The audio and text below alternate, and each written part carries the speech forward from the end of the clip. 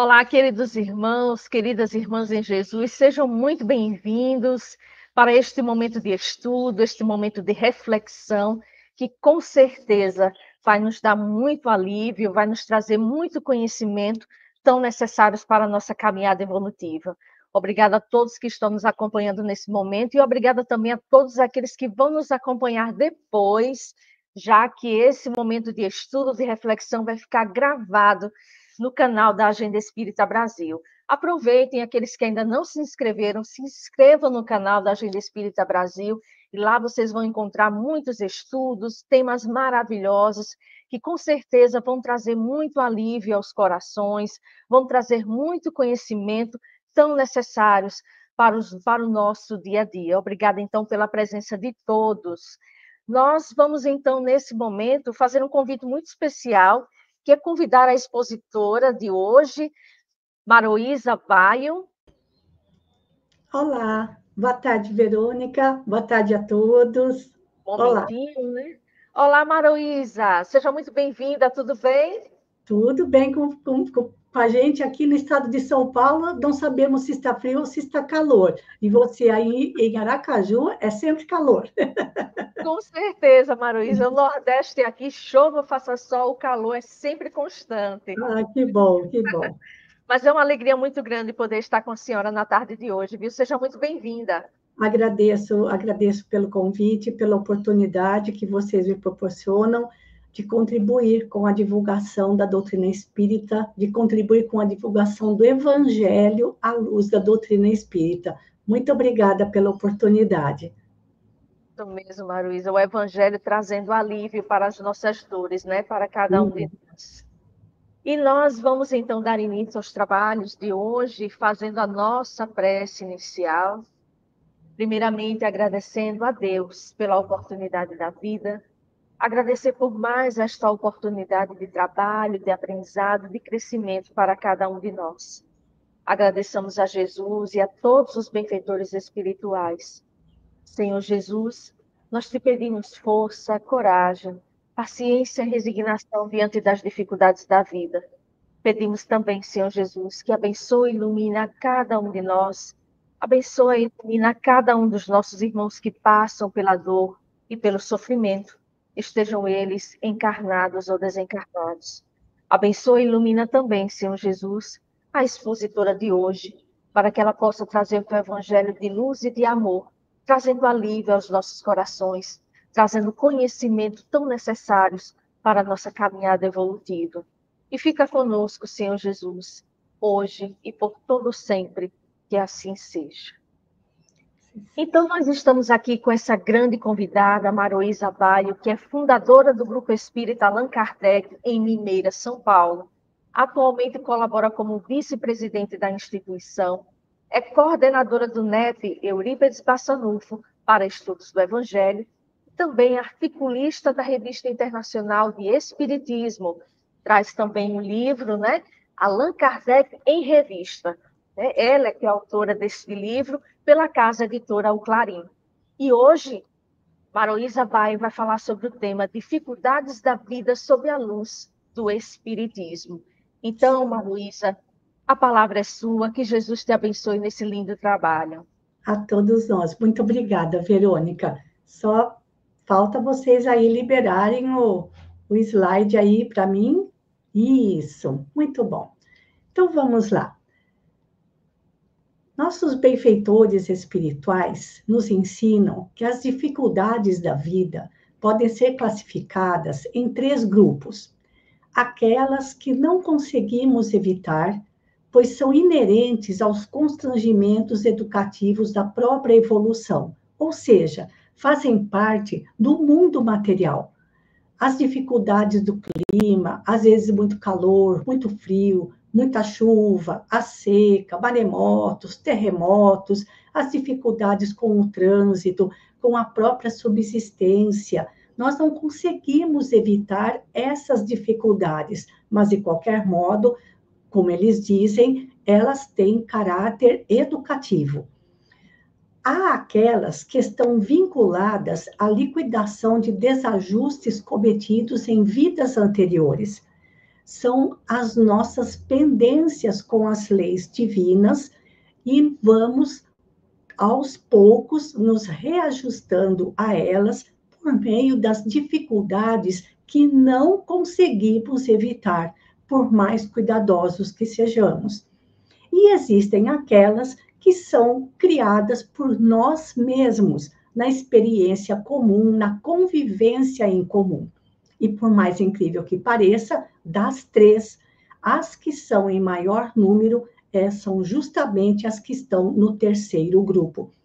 As dificuldades criadas pela nossa intemperança, pela nossa revolta, pela rebeldia, pela incompreensão, pela inconformação, pelo orgulho, egoísmo, a vaidade, e a lista é longa.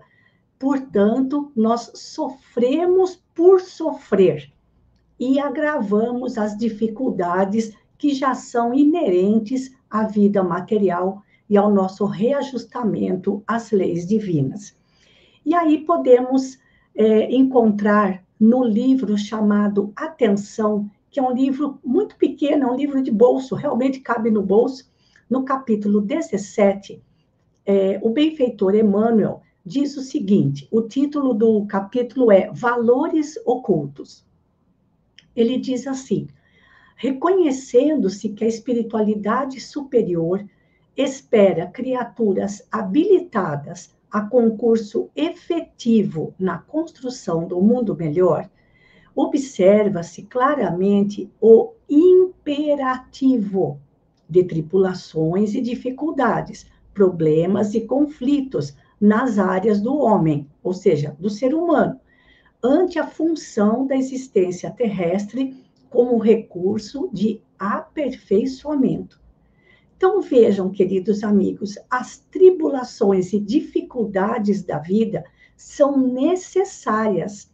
Emmanuel é muito cuidadoso no uso dos adjetivos, então ele coloca imperativo de tribulações e dificuldades.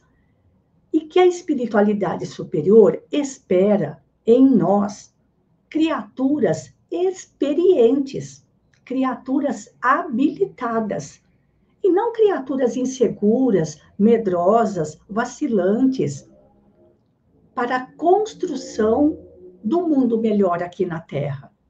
Para a construção desse mundo melhor que todos nós desejamos, Jesus aguarda, espera por cooperadores experientes, e a gente só adquire experiência por meio das tribulações e dificuldades da vida. Então, não temos como nos livrar delas. Aí alguém pode perguntar, onde é que isso está escrito no Evangelho? E está escrito de uma maneira que todos nós conhecemos, pela porta larga e a porta estreita. Mas nós não gostamos desse ensinamento de Jesus. Nós não gostamos quando ele diz assim para nós, lá no Evangelho de Mateus, capítulo 7, versículos 13 e 14. Aliás, Mateus, capítulo 7, é sermão do monte, gente. Então, essas palavras de Jesus, da porta larga e da porta estreita, estão no sermão do monte, onde ele diz, entrai pela porta estreita, porque largo e espaçoso é o caminho que conduz à perdição. E esse é o caminho que nós conhecemos muito bem. E muitos são os que entram por ele. Estreita, porém, é a porta e apertado o caminho que conduz à vida em plenitude de felicidade. E poucos são os que o encontram.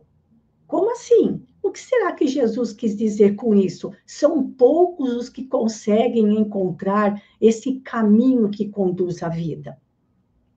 E em Lucas, Jesus também fala sobre o mesmo assunto de uma forma mais enigmática ainda. Esforçai-vos por entrar pela porta estreita, pois eu vos digo que muitos procurarão entrar e não conseguirão. Mas isso é um enigma. Como assim? Vamos tentar entrar pelo caminho estreito, pela porta estreita, e não vamos conseguir? O que será que Jesus quis dizer com isso? É o que nós vamos tentar mostrar por meio de ensinamentos de benfeitores espirituais, ajudando a gente a compreender essas palavras enigmáticas de Jesus e qual é a ligação delas com o nosso propósito de falar das dificuldades da vida sob a luz do Evangelho. Allan Kardec, no Evangelho segundo o Espiritismo, capítulo 18, muitos os chamados, poucos os escolhidos, dos itens 3 a 5, ele fala da porta estreita. E ele diz assim, palavras de Kardec: a porta da perdição é larga, porque as más paixões são numerosas e o caminho do mal é o mais frequentado. Esse caminho nós conhecemos muito bem. A porta da salvação, salvação no sentido espiritual, é estreita, porque o homem no sentido de ser humano, de pessoa, que deseja transpô-la, deve fazer grandes esforços para vencer as suas más tendências, e poucos se resignam a isso. Já temos uma resposta. Quando Jesus diz, muitos tentarão entrar pelo caminho estreito e não vão conseguir. Não vão conseguir por quê? Porque não estão dispostos a vencer as suas más tendências. Porque isso exige sacrifício. Palavras de Kardec, gente. Mas vamos em frente para... Então, agora nós já temos uma dica. Muitos tentarão entrar pela porta estreita, desejarão entrar pela porta estreita, porque se cansaram dos enganos do caminho largo, mas não conseguem permanecer no caminho estreito, porque exige muito sacrifício. Então, vamos ver. Novamente, Emmanuel, no livro Ceifa de Luz, capítulo 12, cujo título é A Senda Estreita, Emmanuel diz o seguinte: a senda estreita, senda é caminho de Jesus, é a fidelidade que nos cabe manter limpa e constante no culto às obrigações assumidas diante do bem eterno. Olha, Emmanuel dá outra configuração. A porta estreita é a fidelidade aos compromissos assumidos. Mas aí vem uma pergunta: compromissos assumidos quando? Para sustentá-la, ou seja, para sustentar a porta estreita, é imprescindível sacrificar no santuário do coração tudo aquilo que constitua bagagem de sombra no campo de nossas aspirações e desejos. Há lá de novo a palavra sacrifício. Essa bagagem de sombra são as nossas más tendências que nos mantêm até hoje no caminho largo. Mas também é enigmático isso que Emmanuel fala para nós, não é mesmo? Quando ele diz obrigações, fidelidade a obrigações assumidas, mas assumidas quando? E com quem? Daqui a pouco nós vamos saber quando é que isso aconteceu. Vamos adiante. Nós temos um livro pouco conhecido chamado Quem é o Cristo, psicografado pelo querido Raul Teixeira, e o autor espiritual é Francisco de Paula Vitor, o venerando Padre Vitor, da cidade de Três Pontas, em Minas Gerais.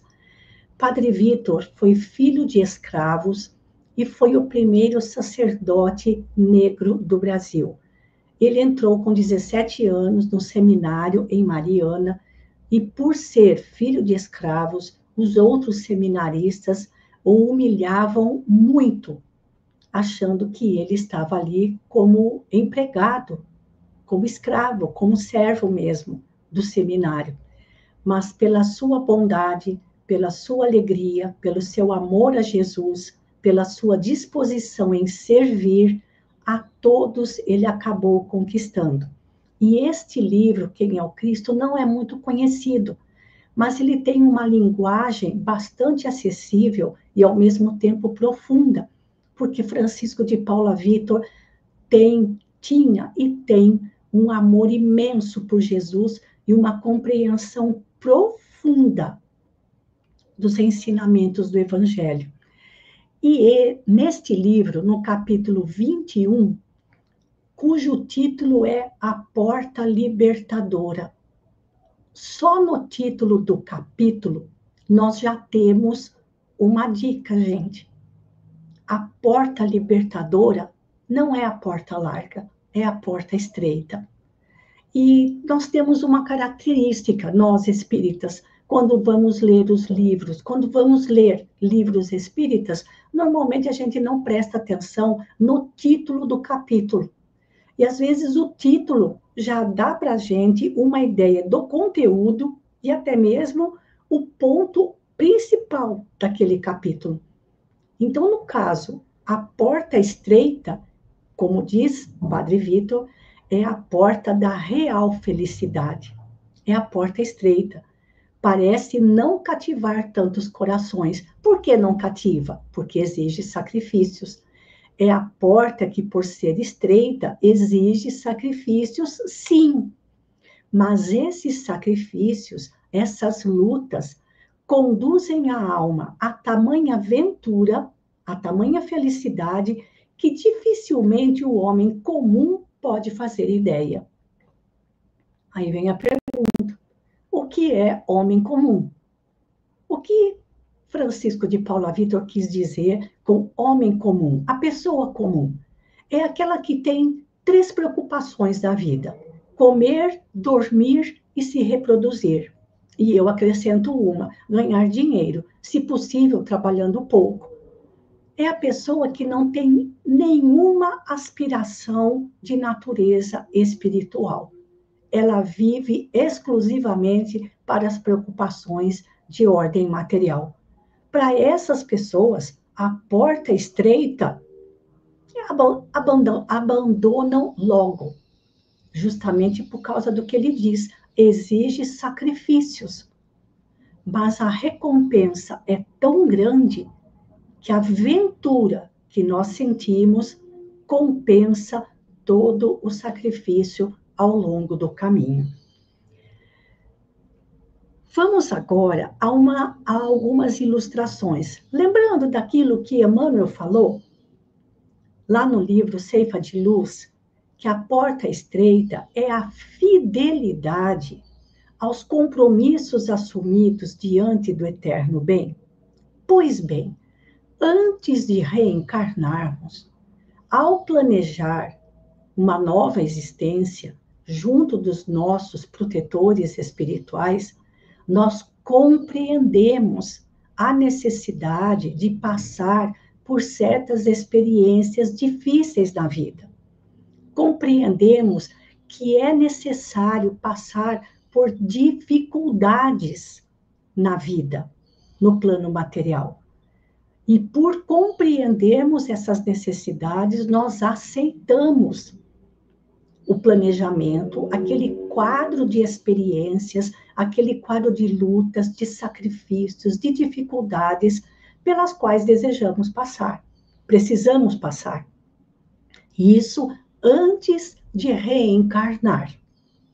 E aí, vamos ver algumas espitirinhas. Nós temos ali uma fila única para a reencarnação e ali alguns espíritos aguardando a sua vez. E aí um conversando com o outro diz assim: se lá embaixo, ou seja, aqui na Terra, a crise aérea está difícil, está dificultando o pessoal para subir, aqui não está nada fácil para a gente descer. Trocando em miúdos, gente, a coisa mais fácil do mundo é desencarnar. Basta estar vivo. Mas reencarnar é muito trabalhoso, é muito custoso, como diz o mineiro. E aqui eu me lembro de Chico Xavier, que dizia o seguinte, que ele queria viver muito, aproveitando o máximo possível a sua atual reencarnação. Mas, se caso ele viesse a desencarnar cedo, ele queria que escrevesse a seguinte frase no seu túmulo: aqui jaz Chico Xavier muito a contragosto, porque ele queria mesmo viver, e viveu bastante, 92 anos, porque o raciocínio dele era esse, justamente. Eu desencarno, até conseguir reencarnar novamente, vai demorar décadas. Depois de ter conseguido reencarnar, até eu criar juízo e começar a compreender a vida, vai demorar mais ou menos uns 20 anos de bobeira. Então, olha quanto tempo eu vou perder. Então, eu quero aproveitar o máximo aquilo que a vida material possa me proporcionar. E isso é verdade, gente. Nós não fazemos ideia das dificuldades, do quão trabalhoso é o planejamento, a logística para o planejamento de uma existência no plano físico. Por isso, então, a preocupação de Chico de viver bastante. E aí, outra espitirinha diz assim: dois espíritos conversando. Aquele que é o branquinho é o protetor espiritual. O que está pintado de branco é o protetor espiritual. E o outro dizendo assim: como assim? Eu vou ter que reencarnar? Fiz muita caridade. Ajudei a reformar as salas do centro, da creche, e até reformei as aulas da evangelização. Aí o benfeitor espiritual diz para ele: mas o principal você não reformou. E ele perguntou: o quê? A sua alma. Faltou a reforma íntima. Faltou o seu aprimoramento espiritual. E olha, gente, se existe um assunto que cativa a atenção das pessoas nos estudos espíritas, é a reencarnação. Todo mundo gosta de falar sobre reencarnação. E o conhecimento sobre o assunto, para muita gente, é bastante raso. Mas a gente ouve, às vezes, algumas pessoas dizerem assim: eu não quero reencarnar de novo. Eu já estou sofrendo muito nessa vida. Eu não quero nascer outra vez para passar por tudo de novo. Basta já essa vida. Eu já estou sofrendo bastante nessa vida. Mas, enfim, aí já seria outro assunto, fugindo do nosso propósito. E aí, finalmente, quando o espírito consegue reencarnar, ele recebe a seguinte orientação, o seguinte conselho de um benfeitor espiritual: aproveite que você vai reencarnar, porque a transição começou, já começou, né, esse processo para a mudança de um mundo melhor. E aí já o bebezinho reencarnado no colo da mamãe, com uma amiga, estão conversando. E a amiga diz para a mamãe: essas crianças de hoje são tão sabidas, não é? E a mamãe responde: parece que já entendem o que a gente diz. E o espírito recém-reencarnado está lá pensando com seus botões: eu estou com pressa. Pressa para recomeçar e aproveitar o que não aproveitei nas existências anteriores. Então, são apenas algumas ilustrações, gente, em torno daquela fala de Emmanuel: fidelidade aos compromissos assumidos perante o eterno bem. Nós assumimos esses compromissos, compreendemos a necessidade das dificuldades, mas quando elas começam a aparecer, aí a gente começa com aquela bagagem de sombra de novo, com a mesma revolta, com a mesma inconformação. E costumamos dizer as seguintes frases: Deus não é justo comigo, eu não me conformo com o que está acontecendo comigo, eu não mereço isso. E ficamos oscilando entre o desânimo e a rebeldia. E esse desânimo, essa rebeldia, é aquela bagagem, formam aquela bagagem de sombras que Emmanuel comenta no livro Ceifa de Luz.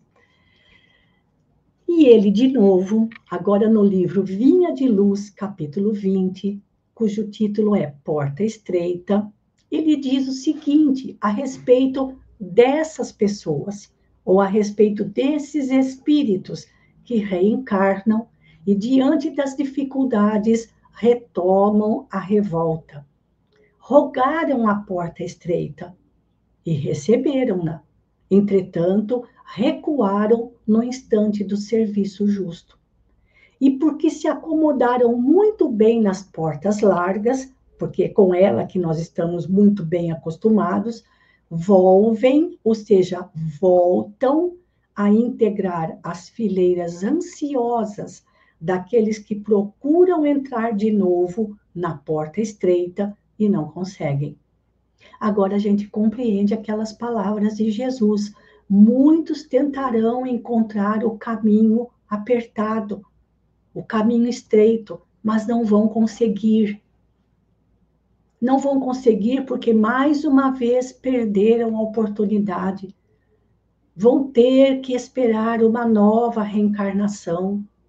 Vão ter que esperar tudo de novo para começar tudo outra vez. E se não tomarem cuidado, quando as dificuldades necessárias começarem a surgir, podem cair nos mesmos erros de outras existências, porque é aí que vem à tona a nossa bagagem de sombra, as nossas tendências inferiores, que nós precisamos aprender a sacrificar. Como diz o bondoso Padre Vitor, exige sacrifícios da nossa parte, não é? Mas vamos adiante. Voltando ao livro Quem é o Cristo, no mesmo capítulo 21, Francisco de Paula Vitor diz o seguinte, vejam a beleza das suas palavras, gente, o quanto ele é sublime. Jesus é essa porta estreita. Olha, ele diz que Jesus é a porta estreita. Olha, se Jesus é essa porta estreita, então não é sacrifício segui-lo. E olha, Jesus é essa porta estreita que, ao impor o despojamento de tudo o que não interessa à vida saudável da alma, integra a comunidade cósmica, dos que se libertaram do jugo escravizante e aterrador das coisas do mundo. Despojamento de tudo que não interessa à vida saudável da alma. Nós sabemos tudo que é perigoso para a vida saudável do corpo físico, mas não sabemos o que é perigoso para a vida saudável da alma. Então, Jesus é que nos oferece esse caminho, para que a gente aprenda a se libertar, a nos despojarmos daquilo que não interessa à nossa felicidade futura. Que linda essas palavras, que lindas as palavras de Padre Vitor. E ele continua, seguindo por ele, ou seja, seguindo o exemplo que Jesus nos deixou, como os Espíritos deixaram tão bem registrado no Livro dos Espíritos, Jesus, guia e modelo. Guia para seguir, modelo para copiar. Terás a certeza de que nem sempre estarás usufruindo dos deleites passageiros e brilhantes que ofuscam a visão das massas. Massas aqui no sentido de multidão, ou seja, a maioria das pessoas não está interessada nessa vida de sacrifícios para uma felicidade futura no plano espiritual. Elas querem ser felizes aqui, no mundo material. Portanto, a proposta de Jesus não interessa para muita gente. Não cativa muita gente. Então, seguindo por ele, nem sempre estaremos usufruindo das alegrias da vida material. Porém, serás penetrado de tão grandiosa harmonia, de tão vibrante alegria, por teres conseguido a superação de ti mesmo, que nenhuma fortuna se mostrará com o mesmo valor ante a tua visão espiritual. Meu Deus, superação de ti mesmo. Quando é que nós vamos conseguir superar a nossa bagagem de sombra, as nossas tendências inferiores, porque são elas que nos tornam infelizes e fazem com que a gente dê valor demais às dificuldades da vida, quando elas, como diz Emmanuel, são necessárias para que nos tornemos espíritos experientes para auxiliar na construção de um mundo melhor. Mas também encontramos no livro O Consolador, de Emmanuel, um tópico importante na questão 354, para nos auxiliar com as dificuldades da vida. Ou melhor, o que mais as dificuldades da vida, em que mais elas nos auxiliam? Na conquista da fé. Olha a pergunta que fizeram a Emmanuel. Poder-se-á definir o que é ter fé? E fé aqui, gente, não é fé no sentido de crença religiosa. Ter fé é guardar no coração a luminosa certeza em Deus. Luminosa certeza. Emmanuel é sempre muito cuidadoso com o uso dos adjetivos. Certeza que ultrapassou o âmbito da crença religiosa. Então, não estamos falando de crença religiosa, nós estamos falando ele está falando de luminosa certeza em Deus, fazendo o coração repousar numa energia constante de realização divina da personalidade. Então, ter fé é guardar no coração a luminosa certeza em Deus. Confiança.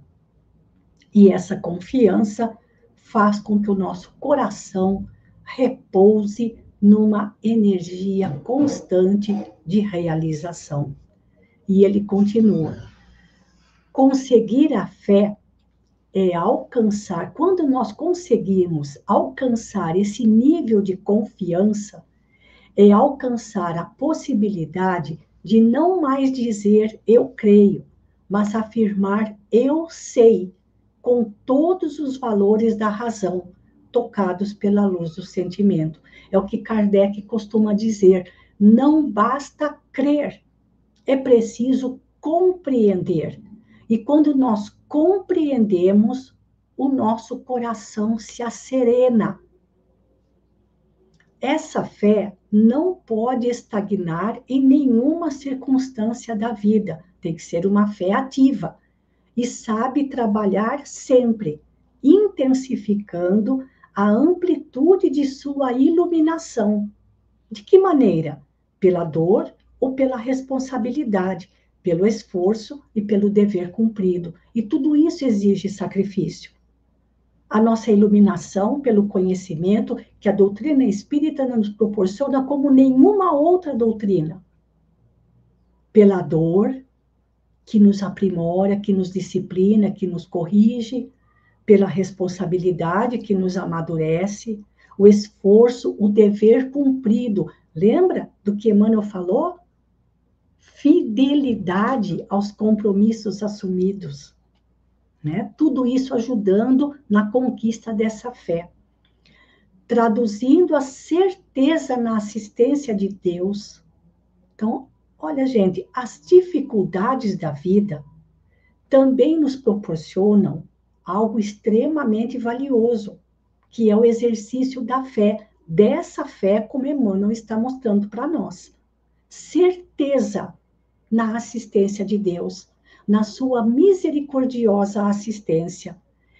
Ela exprime a confiança que sabe enfrentar todas as lutas e problemas. Essas lutas e problemas constituem a porta estreita, a porta das dificuldades, do sacrifício, com a luz divina no coração, ou seja, iluminando o nosso caminho. E significa a humildade redentora, que edifica no íntimo do espírito a disposição sincera do discípulo relativamente ao faça-se do escravo nós, a vontade do Senhor.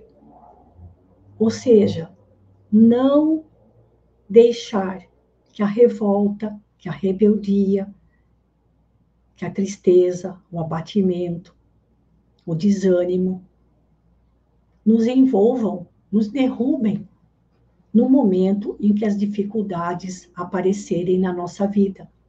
Quando as dificuldades aparecerem na nossa vida, precisamos lembrar: eu estou no caminho estreito, eu estou na porta estreita, eu estou no caminho certo, eu estou no caminho que Jesus ensinou. E sei que esse caminho vai me levar à plenitude espiritual, vai fazer de mim uma pessoa melhor, uma pessoa mais experiente, vai me ajudar a desenvolver essa confiança luminosa na misericórdia divina. Então eu não posso me deixar abater. Eu tenho que me manter fiel ao compromisso assumido de escolher a porta estreita. E nesse ponto, o Evangelho, à luz do Espiritismo, nos dá oportunidades valiosas de seguirmos firmes pelo caminho estreito, porque, na verdade, gente, nós estamos cansados da porta larga. E, por fim, eu deixo aqui para vocês um trechinho de uma poesia de Maria Dolores, do livro Alma e Vida, que se chama Caravana. E no finalzinho, no último trechinho, ela diz o seguinte: buscando a união com Deus, somos nós, na estrada humana, corações em caravana, cada qual na própria cruz. Não te lamentes, sigamos, nenhum de nós é sozinho. Entre as pedras do caminho, quem segue à frente é Jesus. As pedras do caminho só encontraremos no caminho estreito. Mas quem está à nossa frente nesse caminho estreito é Jesus. Então agradeçamos a Deus pelas dificuldades da vida, porque esse caminho estreito fará de nós pessoas melhores, mais habilitadas a contribuir com o Mestre na construção do reino dos céus aqui na Terra. Era essa a mensagem que nos propomos a deixar para vocês. Muito obrigada, muito obrigada.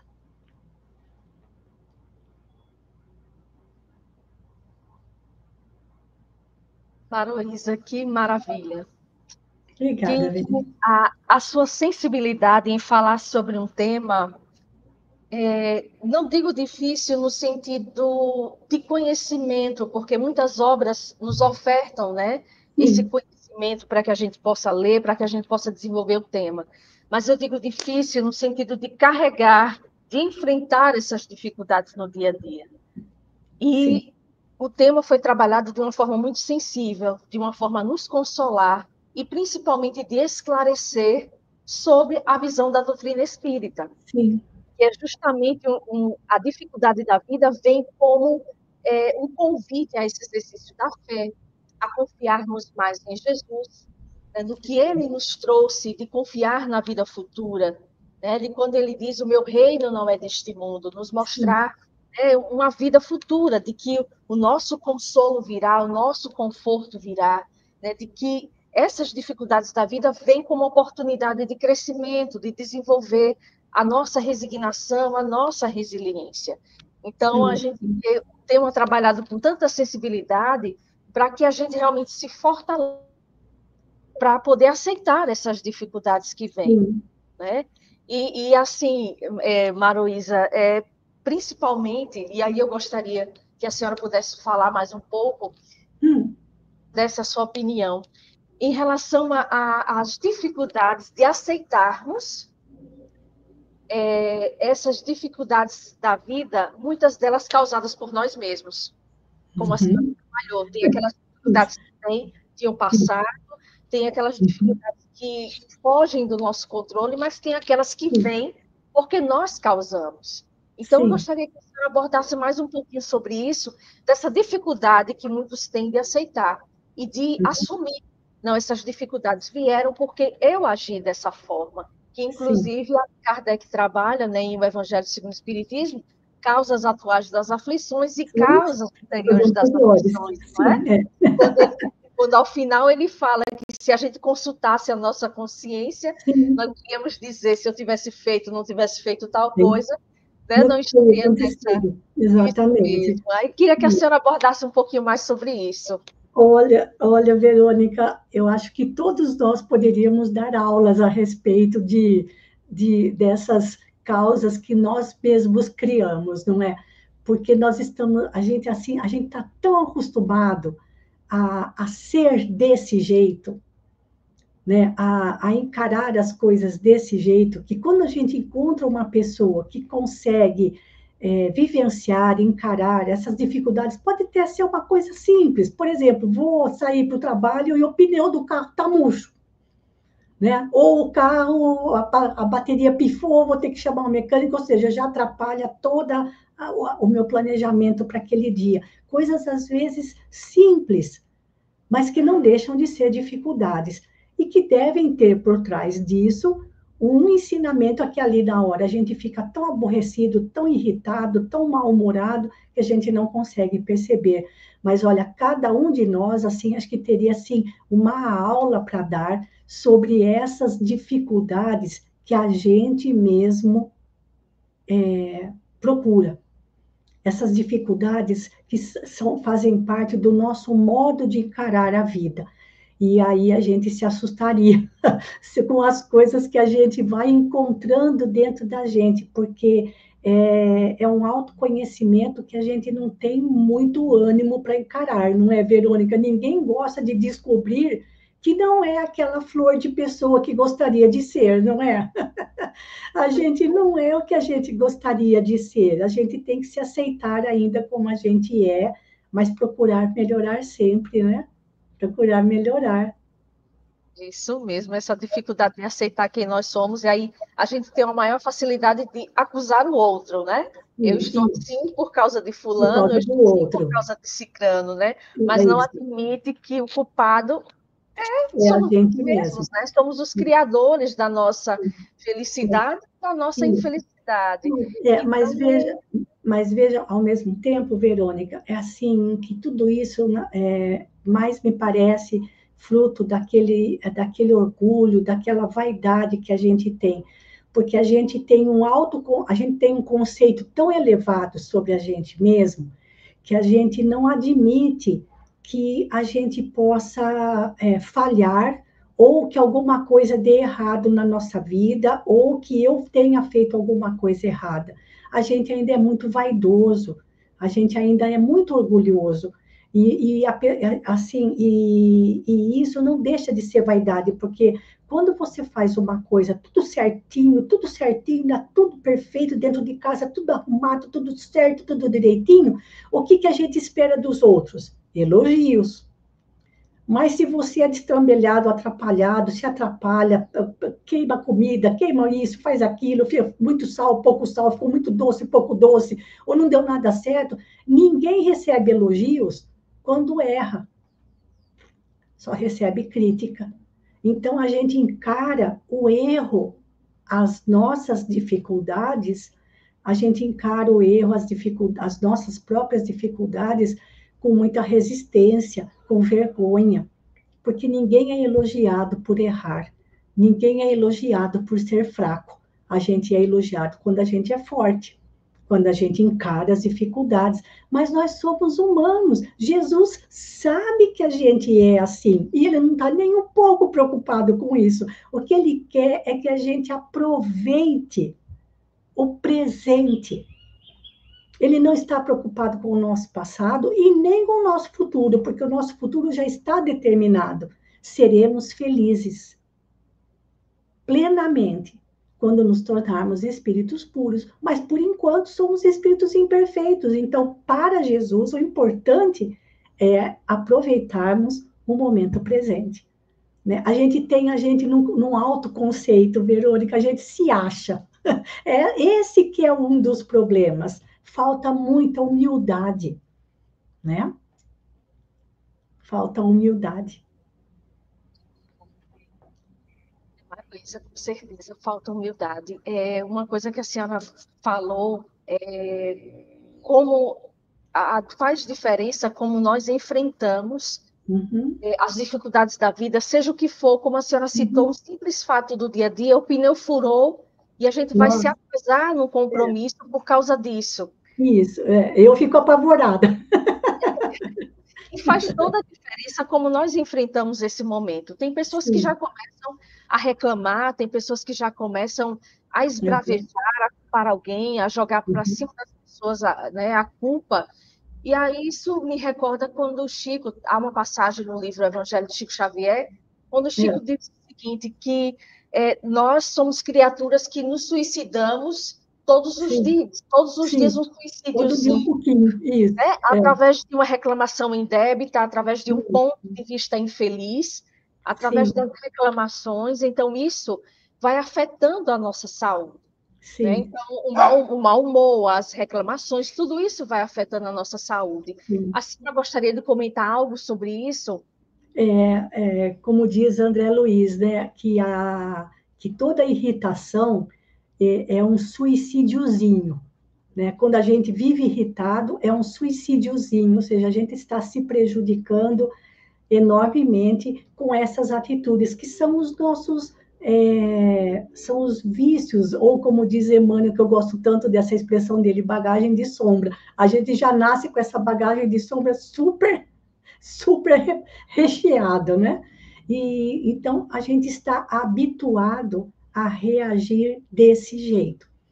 E eu vou contar o caso de um companheiro nosso, do nosso grupo espírita, para a gente, para ver assim, como as nossas fraquezas diferenciam, ou melhor, como o nosso comportamento é diferente diante da mesma dificuldade, né? Porque o sofrimento, ele é igual para todos, né, Verônica? Tanto faz se você está aqui ou do outro lado do mundo, a dor é igual para todos, mas cada um reage de um jeito.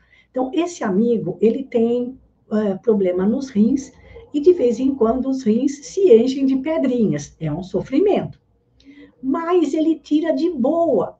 Ele faz o tratamento, passa por dores, tudo, mas ele faz o tratamento assim, numa boa, levando assim, com um certo bom humor até. Mas quando ele fica com a garganta inflamada, ele entra em desespero. Não era para ser o contrário. Quando inflama a garganta, ele entra em desespero. Então, isso deve ter alguma ligação muito sofrida com o passado dele. E é aí que ele precisa trabalhar esse ponto. Já para outra pessoa que está com a garganta inflamada, não é problema. O problema seria ter aquela quantidade de pedrinhas que ele tem no rim. Então, diante da mesma dificuldade, cada pessoa tem uma reação ou se comporta de uma maneira diferente, de acordo com duas coisas: com o seu objetivo de vida e com aquela bagagem de sombras que ele traz do passado. Então, é importante também para a gente, nas dificuldades que a gente tenha na vida, e às vezes são dificuldades com a gente mesmo, procurar descobrir qual é o nosso ponto de gatilho. O que é que me faz perder o equilíbrio? Acho muito importante isso, da gente conhecer, porque quando a gente se conhece, quando a gente sabe, quando a gente consegue descobrir qual é o nosso ponto a nossa chave, aquela chavinha que faz a gente perder o equilíbrio íntimo, fica mais fácil a gente começar a trabalhar em cima daquele ponto. Porque a gente costuma dizer assim, né? Você me irrita. Você me tira do sério, você me desequilibra, você consegue me deixar irritada. Não, não é a pessoa que consegue deixar a gente irritada, é a gente que se deixa irritar. E aí vem a pergunta, por que que a gente... Então, às vezes, olha só, às vezes uma colocação, se vier de um filho, a gente não fala nada. Mas se aquela mesma colocação vier do esposo, do companheiro, a gente sobe as paredes. Dependendo de quem vem a provocação, a gente nem liga. Então, o problema não é de quem vem. O problema é com a gente. O que que eu tenho com aquela pessoa que aquilo que ela me disse, que aquilo que ela fala, aquilo que ela me faz, me incomoda tanto? E aquela outra pessoa que faz e fala a mesma coisa para mim, eu nem ligo. Entende, Verônica? É uma dificuldade nossa. O problema não é a pessoa. O problema está comigo. Eu preciso descobrir qual é o meu gatilho. Por que que com ela é assim e com outra não é? Né? Nos nossos relacionamentos, que atualmente é um dos pontos onde a gente encontra as maiores dificuldades da nossa vida, na convivência, né? Mas eu não sou psicóloga, então não posso ficar me aprofundando nesses assuntos, certo? Tá bom? Isso é maravilha. Eu gostaria de fazer uma outra pergunta à senhora. Pois No não, mundo, por favor, senhora, por favor, você, nós estamos todos assim, no mesmo barco, tá bom? tá bom, então você. Você, isso, melhor assim. Então, Maru, no mundo onde tem-se a impressão, né, que a grande mídia, de alguma forma, quer apagar a história de Jesus, trazendo muitas vezes outras visões, né? Querem apagar essa mensagem de Jesus, essa imagem de Jesus. Como é que nós podemos fazer brilhar, então, a porta estreita?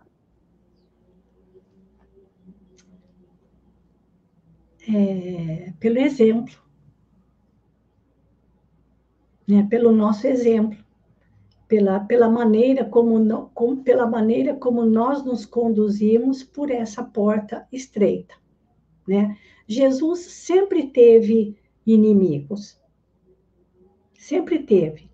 Quando ele estava encarnado, os grandes inimigos de Jesus eram os fariseus, os doutores da lei, os sacerdotes do templo, eram os inimigos de Jesus.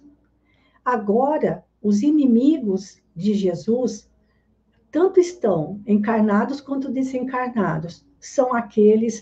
Que são aqueles contrários à mensagem do mestre. Não é mais contrários à pessoa Jesus. São contrários à mensagem de Jesus. E a maior prova, ou melhor, a melhor maneira de nós comprovarmos que já estamos, ou que já estamos nos tornando espíritos experientes para colaborar com o Mestre na construção de um mundo melhor aqui na Terra, é através do nosso exemplo.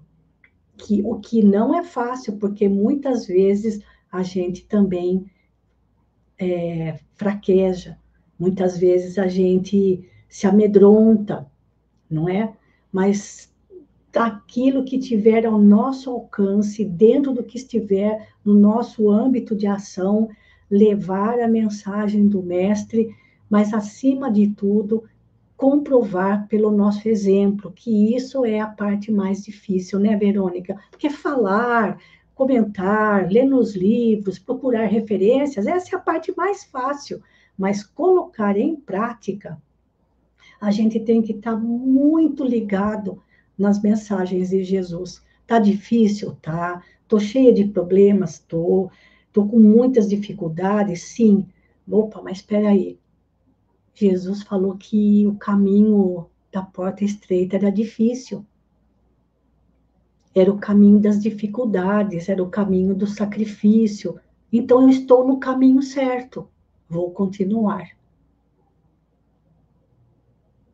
Vou continuar. E outra coisa, sabe, Verônica? Nós precisamos tomar também bastante cuidado com aquilo que a gente comenta nas nossas conversas. Por exemplo, pessoas que costumam dizer assim: esse mundo está perdido, esse mundo não tem mais jeito, essas crianças de hoje não vai ter jeito, e essa juventude, então, ó, eu atuei como professora, e eu sempre ficava bloqueada quando as pessoas diziam assim: essa juventude não tem jeito. Aí, quando eu tinha uma certa liberdade com a pessoa, eu perguntava: você já entrou alguma vez numa sala de aula? Você já teve contato com alunos, com jovens ou com crianças, para saber se todos estão perdidos?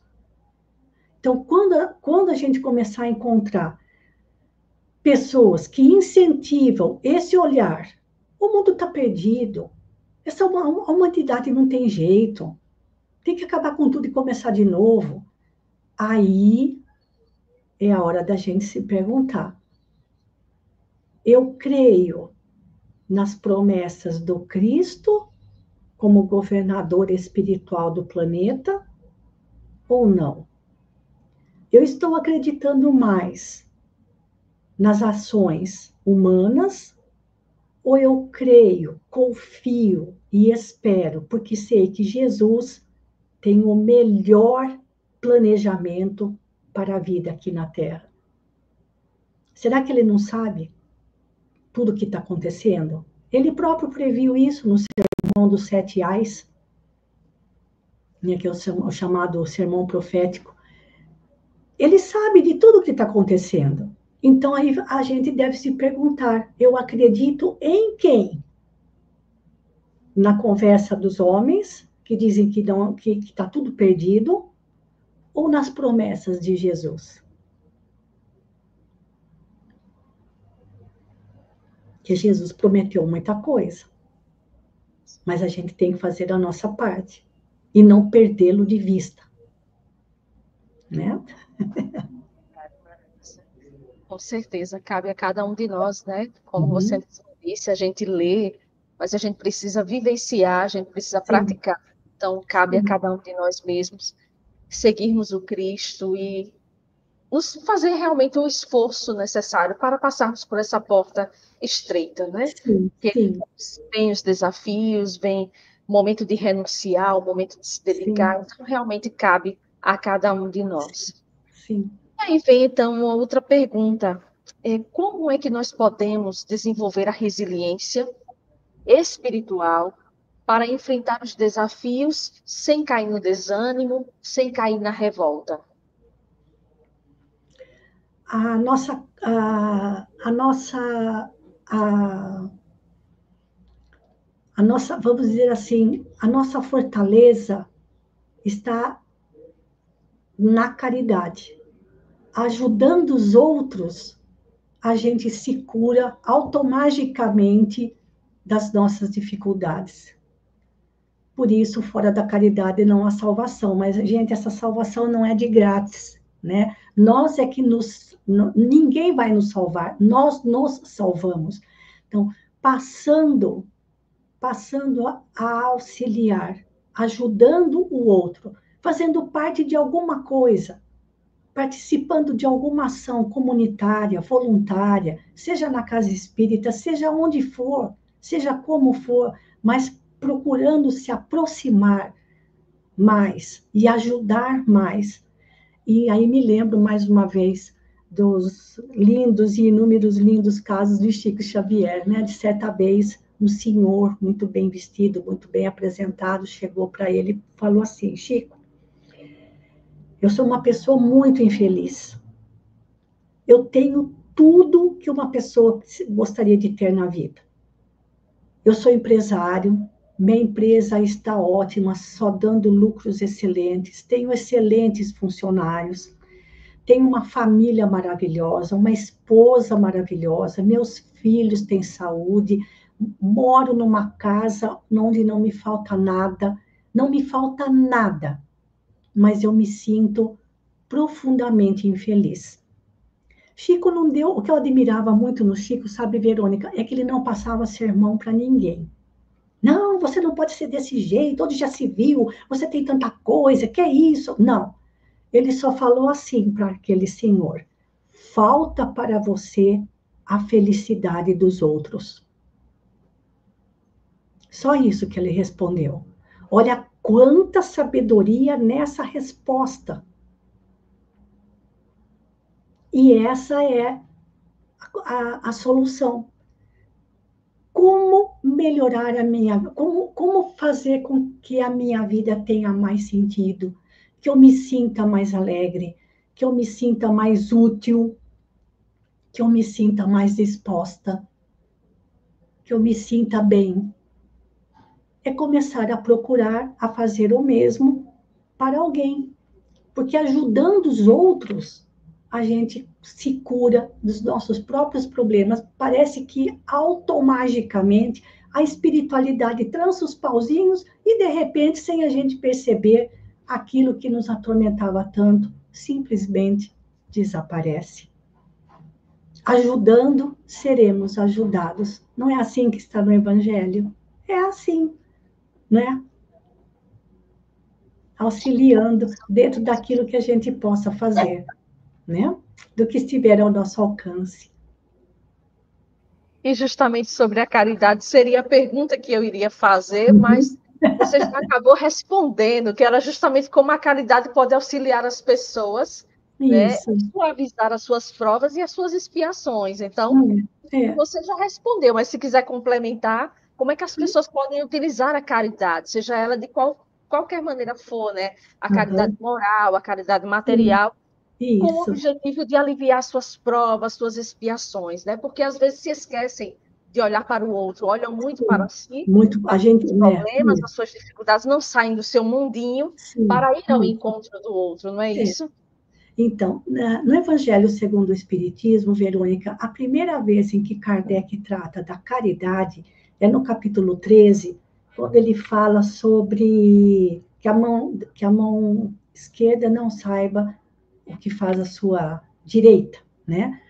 Onde ele começa a falar da caridade material, da caridade moral, ele cita o exemplo do óbolo da viúva, tem aquela linda mensagem de Irmã Rosália, a caridade moral, a caridade material, mas onde ele vai começar a tratar da caridade como fundamento é no capítulo 15, cujo título é Fora da Caridade não há salvação.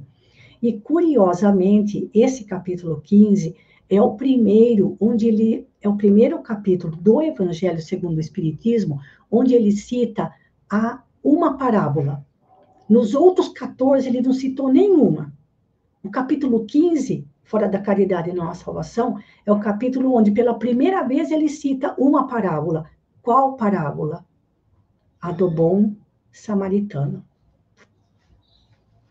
que é o exemplo máximo de caridade. É a parábola do bom samaritano, é a minha preferida.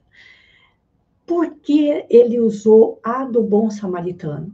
Porque o bom samaritano foi movido pela compaixão.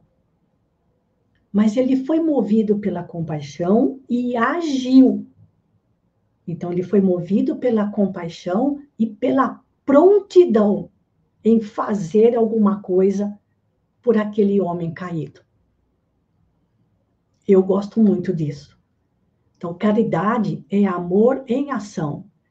Porque esse sentimento de compaixão pelo outro não pode ser dó, nem pena, porque às vezes a gente fala assim, eu tenho tanto dó, tenho tanta pena daquelas pessoas, e a gente está confortavelmente sentado no sofá da nossa casa, de pijama, quentinho, tomando um prato de caldo quente. Aí, não aí em Aracaju, né? Mas aqui um pratinho de caldo quente no inverno. Olha, mas eu tenho tanta pena dessas pessoas que vivem na rua. Gente, olha a contradição.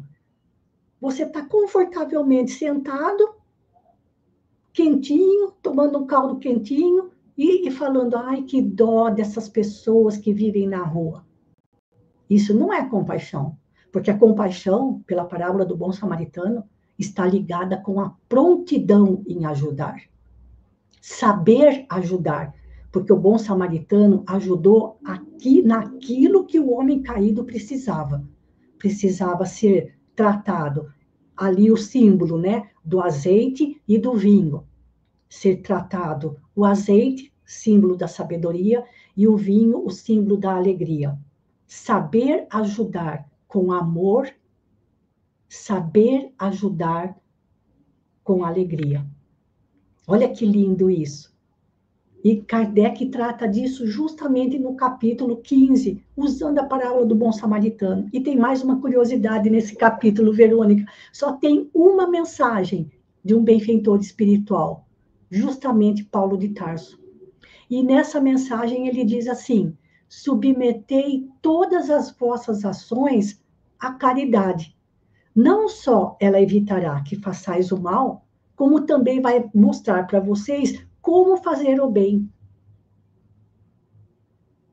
Então, caridade, resumindo, é amor em ação. E o que é que faz com que esse amor entre em ação? A compaixão. Se eu não sentir compaixão do meu semelhante, eu não vou fazer nada mesmo. E minha vidinha vai continuar cheia de encrencas, como sempre foi. Não é?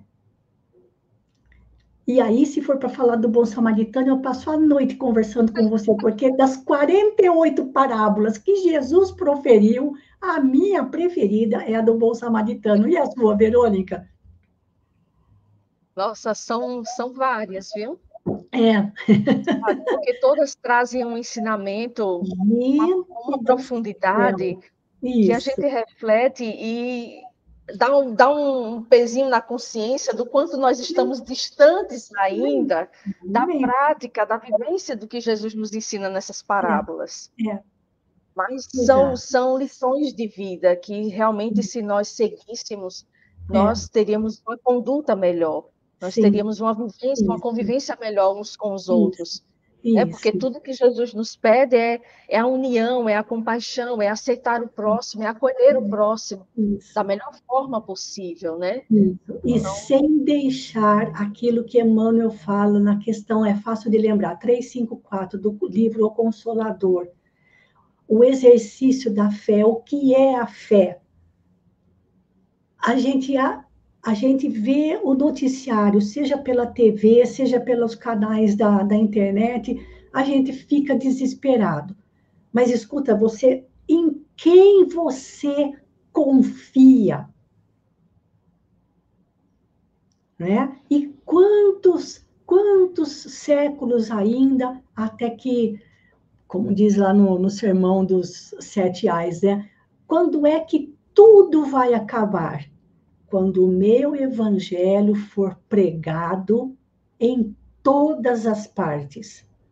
Não é divulgado, é pregado, é praticado. Então, mãos à obra, né?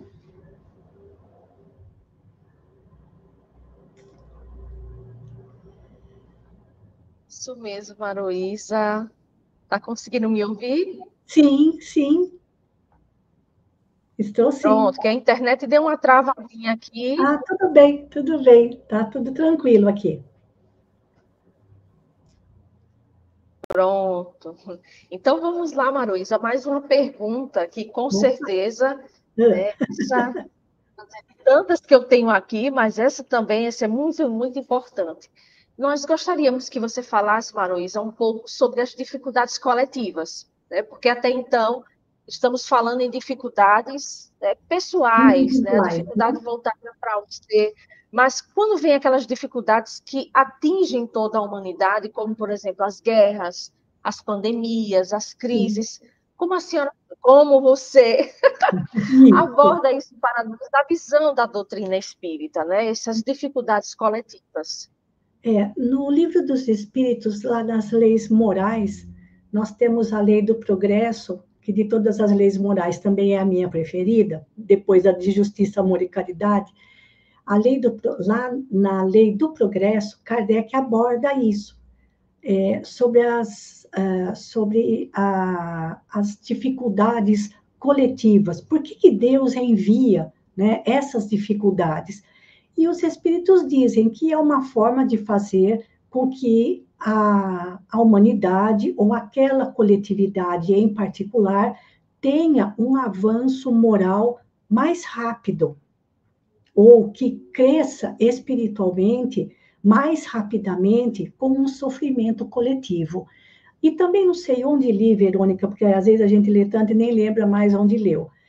Onde os espíritos dizem assim: quando o sofrimento individual já não está mais conseguindo corrigir a criatura, vêm os sofrimentos coletivos, porque daí coletivamente todos estarão passando pela mesma situação e não vão ter outra solução para sair daquilo a não ser se ajudando mutuamente.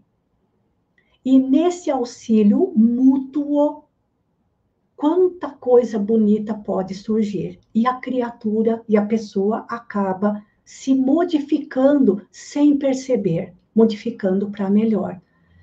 E essa colocação que a gente vê lá no Livro dos Espíritos, na Lei do Progresso, essas comoções coletivas já aconteceram várias vezes.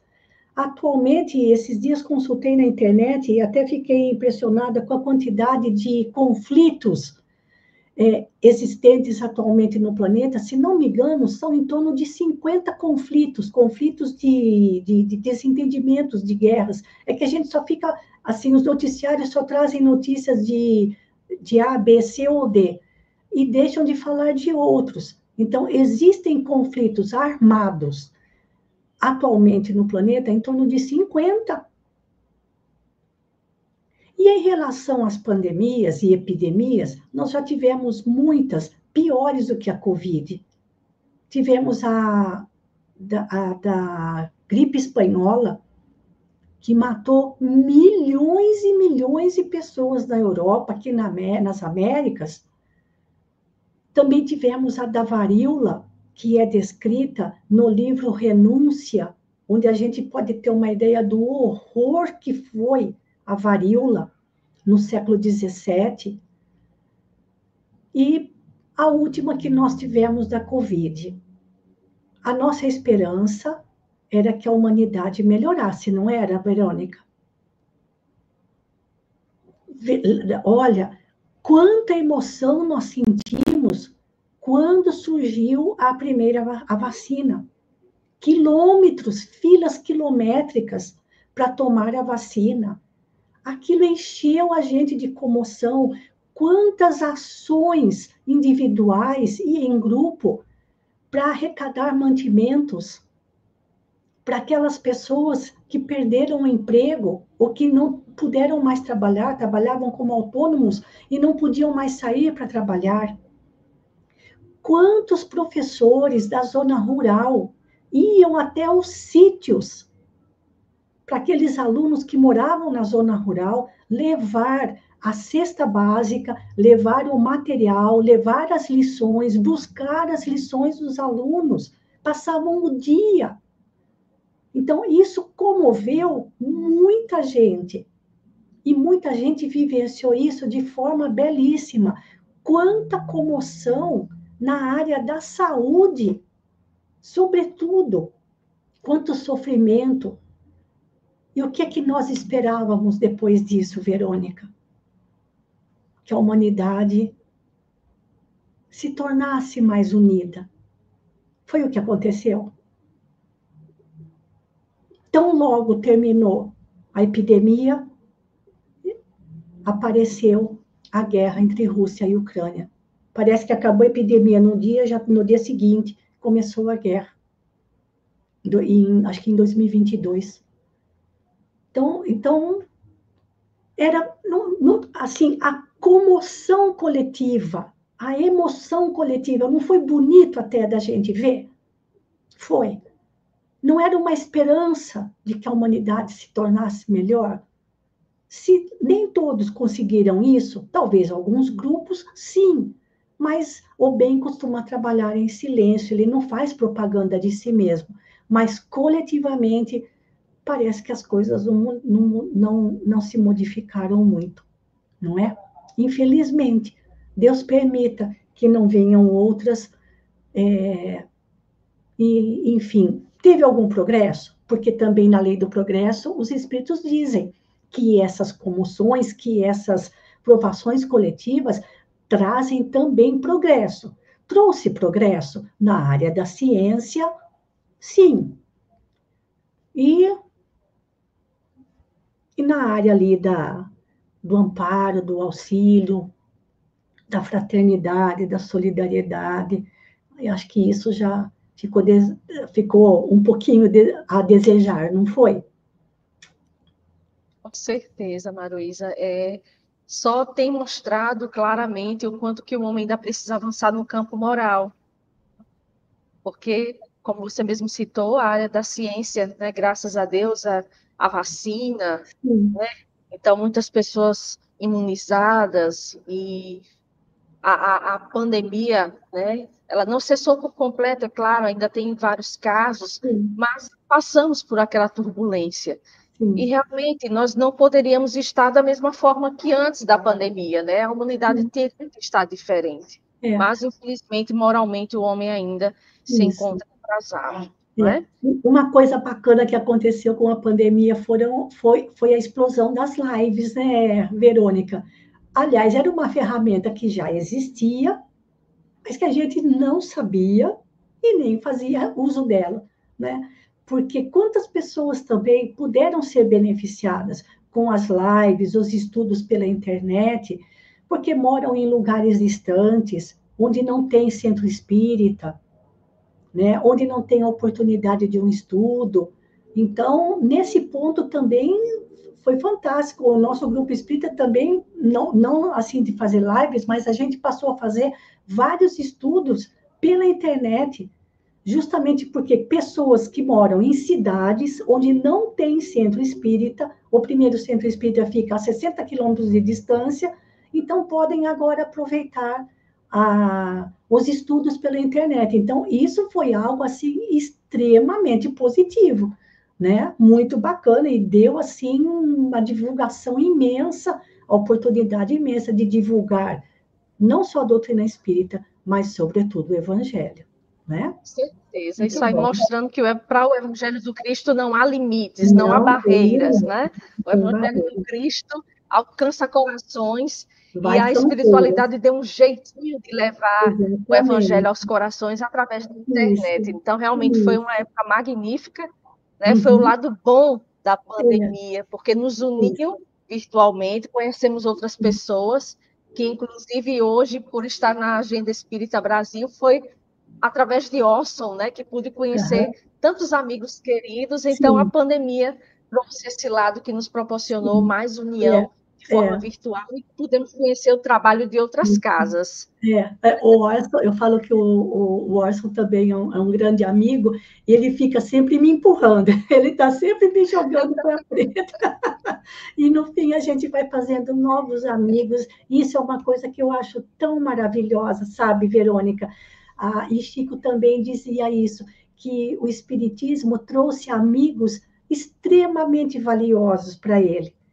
E isso é a mais pura verdade. Veja, hoje nós estamos nos conhecendo hoje pela primeira vez, assim, gostaria de poder estar aí e te dar um abraço pessoalmente, porque realmente essa oportunidade das lives trouxe para a gente novas amizades de pessoas que a gente sequer imaginava que existissem, não é? Isso é uma coisa maravilhosa. Então, teve muita coisa boa, sim. Graças a Deus. É verdade. Maruísa, então nós gostaríamos de saber Hum. de que forma a prece, a reforma íntima e o passe espiritual podem contribuir para amenizar ou enfrentar as dificuldades da vida. Então, de que forma a prece, o passe, a reforma Uhum. íntima podem nos auxiliar no enfrentamento das adversidades da vida? É, para aqueles que têm possibilidade de participar na casa espírita e ouvir a palestra, o passe, a água fluidificada, Isso é um tratamento. E a gente costuma dizer que o tratamento começa tão logo a gente coloque o pé na casa espírita. Colocou o pé ali já logo na porta da entrada.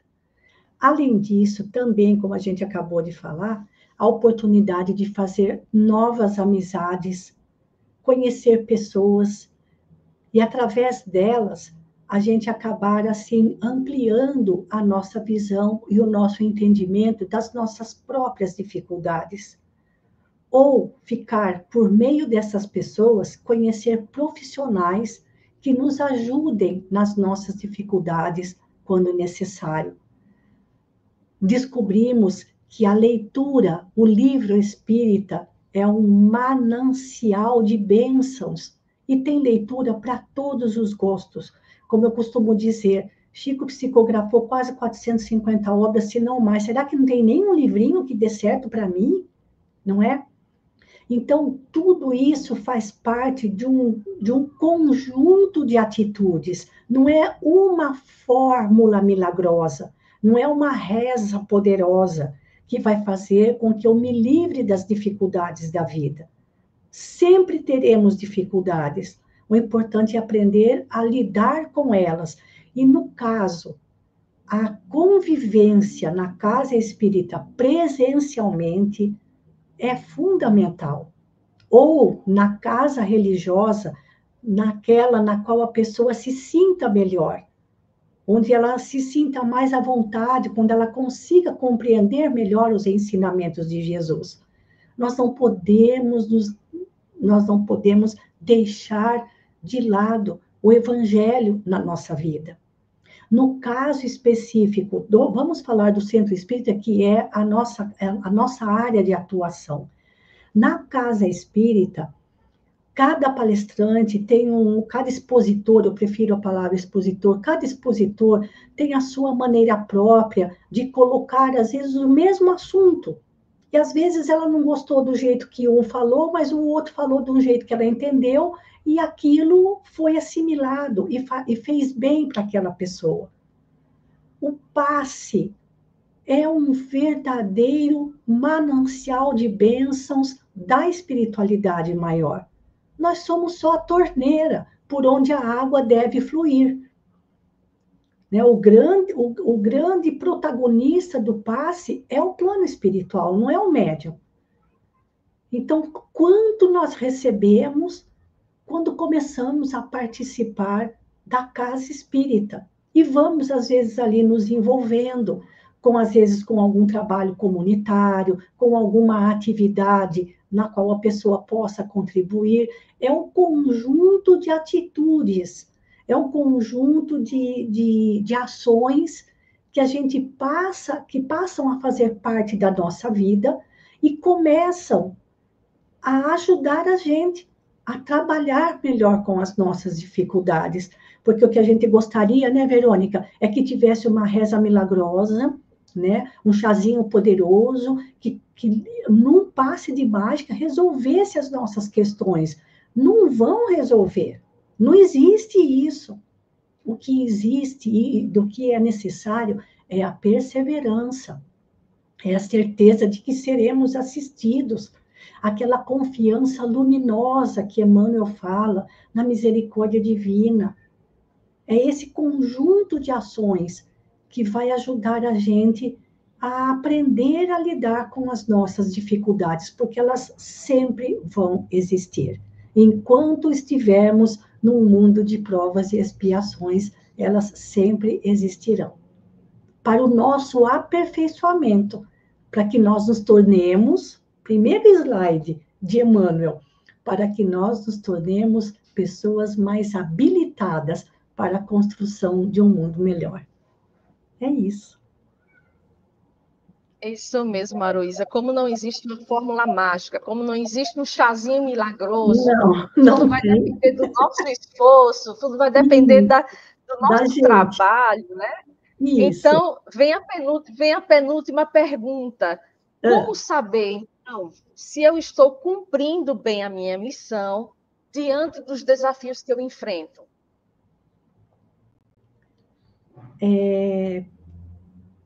num dos slides fala da fidelidade aos deveres, aos compromissos assumidos.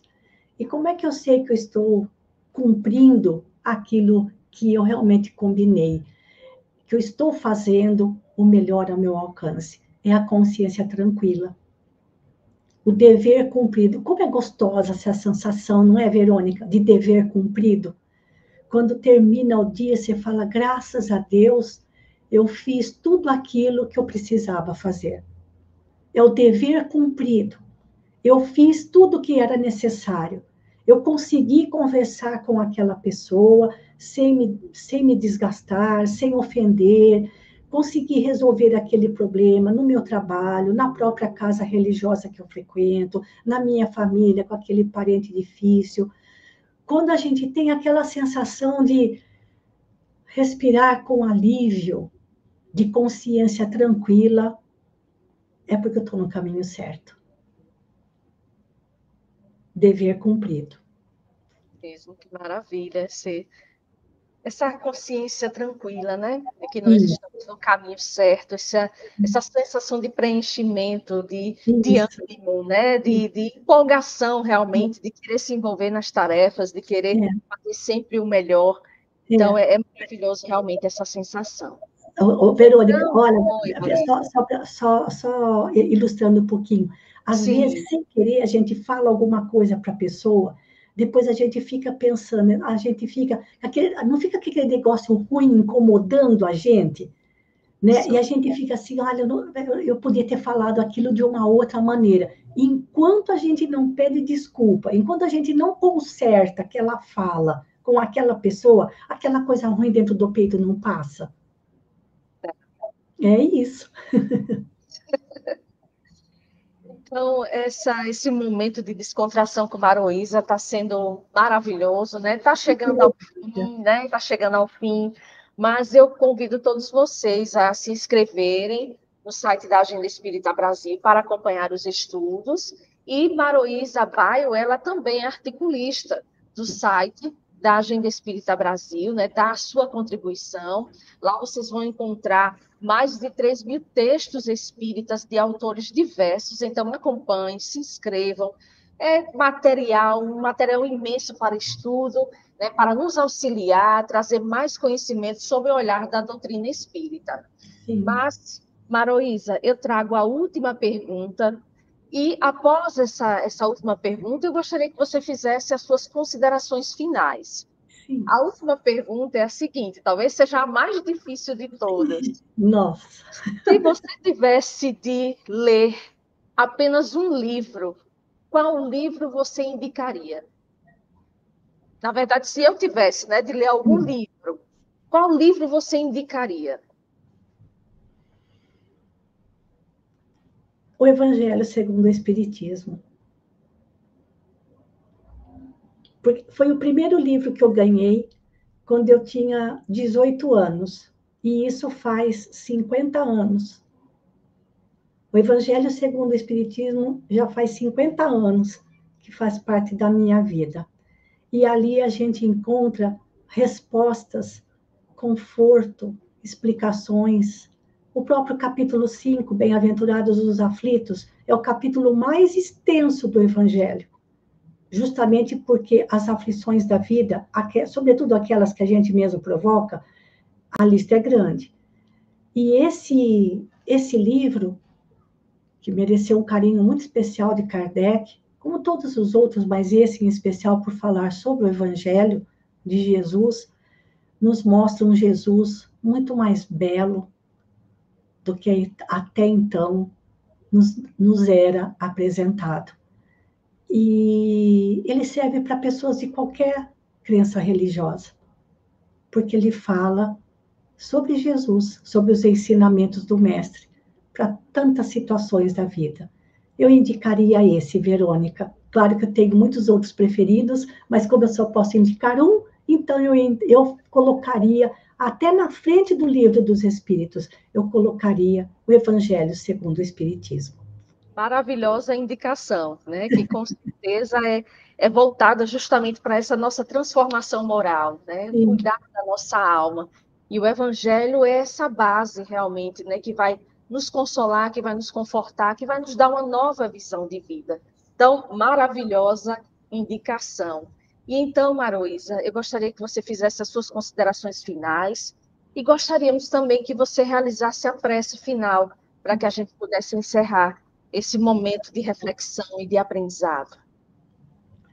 Bem, Verônica, agradeço muito a você, ao Márcio, pelo convite e pelo fato de eu ter comentado sobre as dificuldades da vida à luz do Espiritismo, ter apresentado as colocações de alguns benfeitores espirituais.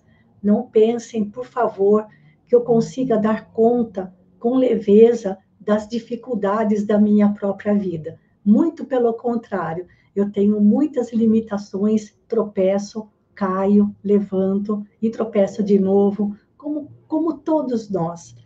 Mas o respaldo que a doutrina espírita nos dá faz uma diferença enorme na nossa vida, quando a gente começa a pensar justamente no futuro que nos aguarda.